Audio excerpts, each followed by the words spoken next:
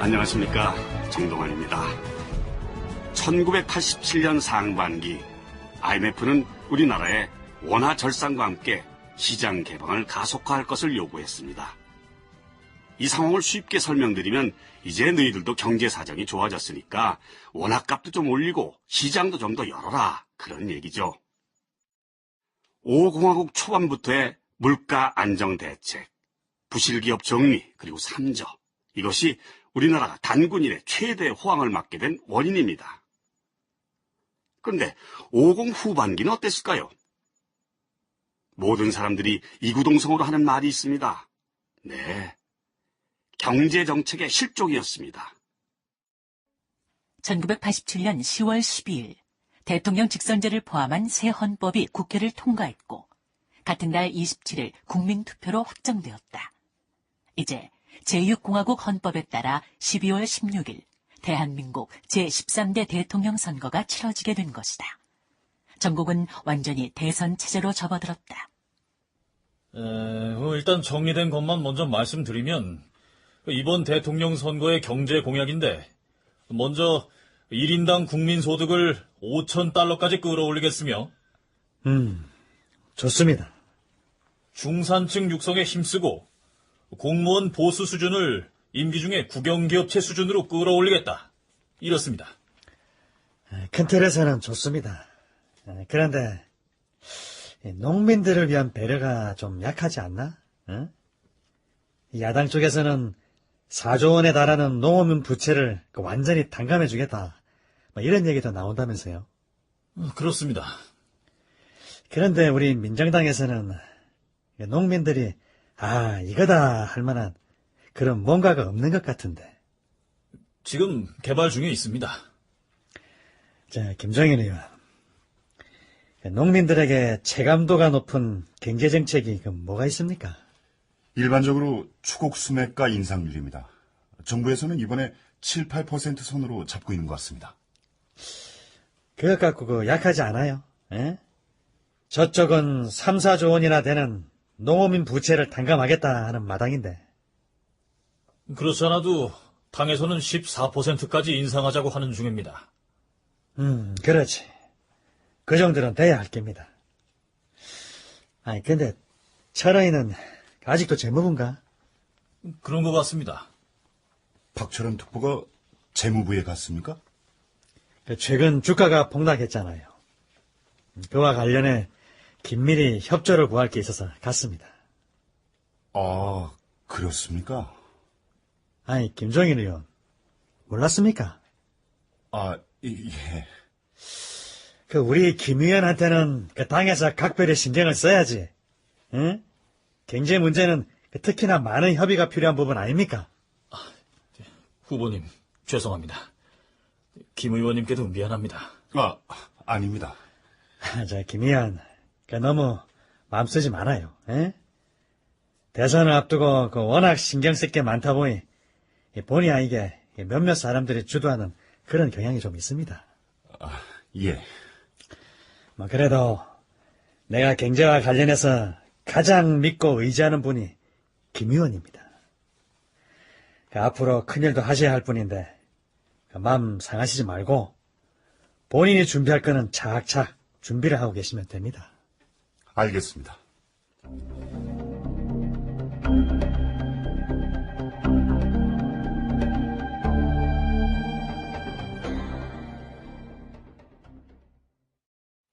한동안 승승장구하던 주가는 87년 하반기 곤두박질 쳤다. 1987년 11월 14일 경향신문. 폭락하기 시작한 주가가 제동력을 상실한 채 수직으로 계속 곤두박질치자 투자자뿐만 아니라 재계에서도 불안한 눈길로 보고 있다. 정권 관계자들은 이번 폭락 사태를 선거전이 과열되면서 생겨난 장래 정국에 대한 불안감이 주요 원인이라고 막연히 분석할 뿐 뚜렷한 악재를 짚어내지 못하고 있다. 당시 우리 경제 주가 폭락이 갖고 온 여파는 적지 않았다. 정부는 최근 폭락한 주가 대응책을 즉각 마련하라!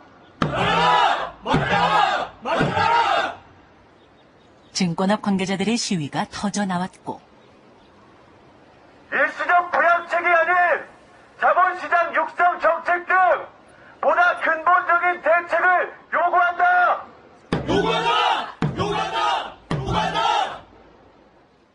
재무부는 증권업협회 관계자들을 면담하는 등 발빠른 부양 조치 마련에 들어갔다.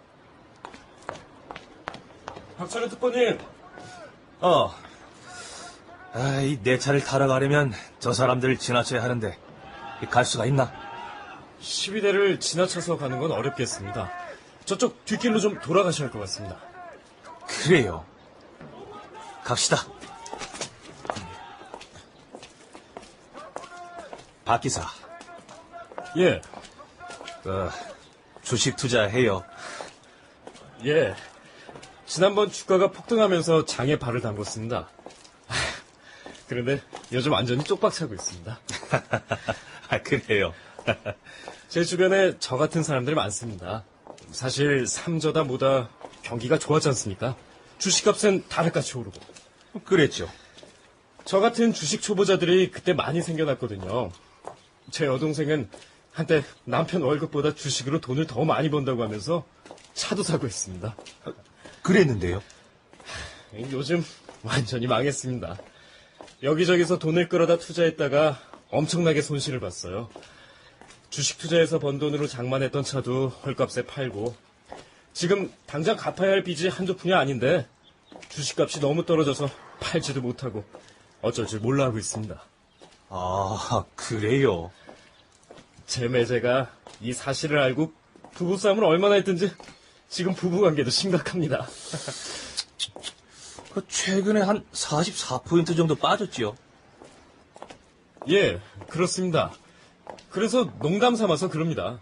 이번 대통령 선거에 주가 올려주는 후보 있으면 무조건 뽑는다. 그래요. 가정 파탄 나게 생긴 제 여동생 보면서 진짜 그런 생각이 들 때도 있습니다.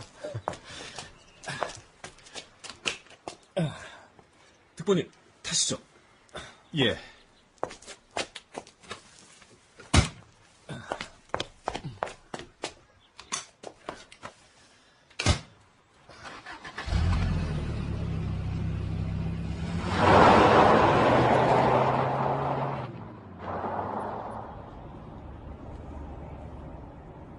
좀 전에 말이지. 폭락한 주가를 끌어올려주는 후보를 무조건 뽑는다고 했죠. 예? 예. 그게 박 기사나 여동생만의 생각은 아닐 거 아닙니까? 제 주변에 주가 폭락으로 손실 본 사람들 많습니다. 모두 같은 생각일 겁니다. 근데 특보님, 재무부에서 부양책을 내놓을 거란 보도가 있던데 사실입니까? 예. 그런데 부양책 마련의 주체는 재무부 단독이 아닙니다. 당정, 재무부와 우리 민정당이지요. 당에서도 같이 마련을 한 겁니까? 당연합니다. 당정의 협의사항입니다.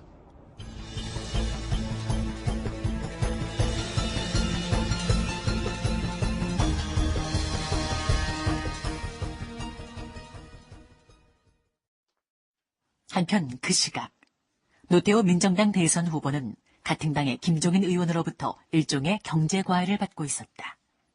참고로 김종인은 독일에서 경제학을 공부했고 경제개발 제4차와 제5차 계획의 실무위원으로 참여한 바 있다. 최근 주가가 투매 현상까지 일어나고 있는데 그 이유가 정확히 뭡니까? 수출도 잘 되고 경제도 잘 돌아가고 있는데 IMF에서 원화 절상을 요구한 바가 있습니다만 원화값이 올라간 것도 좀 부담이다. 이렇게 보는 시각이 있습니다. 원화값이요? 네. 원화가 오르면 당장 수출 시장에서 가격 경쟁력이 떨어지게 됩니다. 그렇지. 우리처럼 수출 비중이 높은 나라에서 불리하게 작용하는 부분이죠. 아하, 그렇구만. 또요? 또한 최근 뉴욕 증시가 폭락한 것도 원인입니다. 뉴욕 증시 폭락을 보고 투자자들이 두려운 마음에 투매를 하면서 우리나라 주식 상황이 더욱 안 좋아지고 있는 것 같습니다. 그리고 대선을 앞둔 불확실성도 큰 원인이 되고 있습니다. 그렇구만. 그래서 주식과 관련한 정부의 정책은 정말 세심하고 정교해야 합니다. 거시적인 차원의 대책을 세워야 하는 건 불문가지고 말입니다.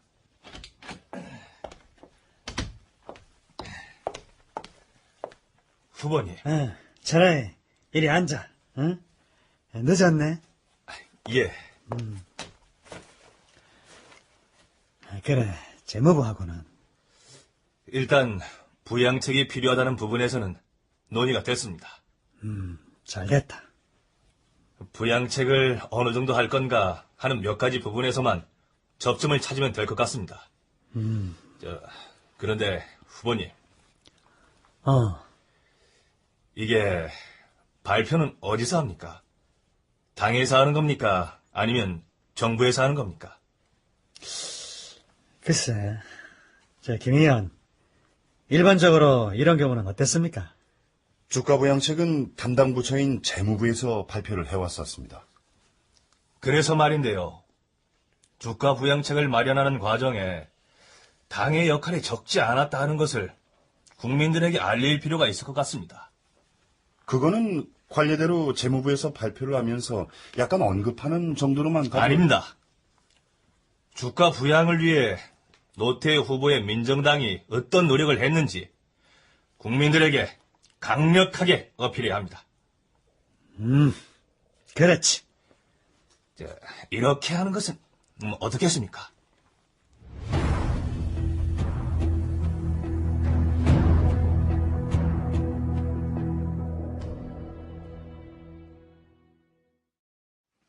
대통령 선거전이 치열해지면서 정책의 고삐는 어느덧 6.29 민주화 선언의 주인공으로 알려진 민정당 노태우 후보에게 돌아가 있었다.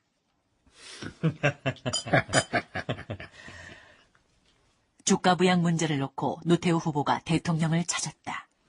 자, 각하. 주가 부양에 대해서는 이 당정이 어느 정도 뜻과 마음을 모았습니다. 잘 됐구만. 자, 그런데 그 발표 부분 말입니다. 발표라니. 주가 부양책이 확정이 되고 그거를 국민들에게 발표하는 것 말입니다. 그거를 지금까지는 재무부에서 해왔습니다만 그냥 재무부 단독으로 하지 말고 당정 협의 결과다 이렇게 발표를 하려고 합니다.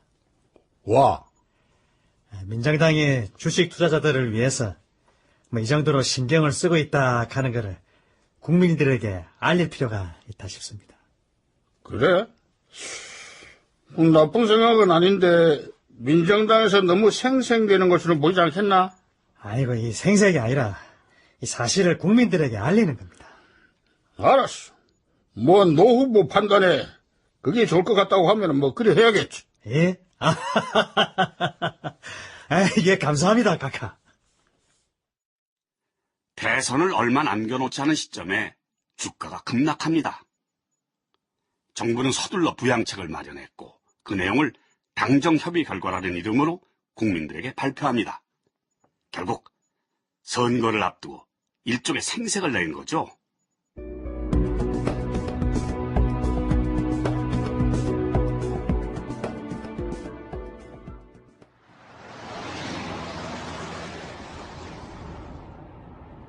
그쯤 적지 않은 정부 관료들이 대선과 관련한 이런저런 행사에 동원되기 시작했다. 올해는 큰 수혜로 농민 여러분들의 시름이 그 어느 때보다 깊으신 걸로 압니다. 당정의 협의 결과 추곡 수매가 인상을 결정했습니다. 김 사무관. 예, 어때? 좀 괜찮아요? 예, 괜찮습니다. 어제 밤새 연습했는데 대통령 선거 앞두고 내가 정말 별거 다 해보네. 당정의 논의 결과 추곡수매 인상률을 14%... 여보세요?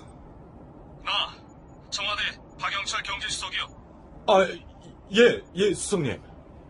그 당정 협의 결과 추곡 수매가 인상률이 14%라고 누가 결정한 거요? 예? 그게 당에서 그렇게 요구한 겁니까? 당에서 요구한다고 정부에서 소신도 없이 말이지. 그렇게 넙죽 다 봤습니까?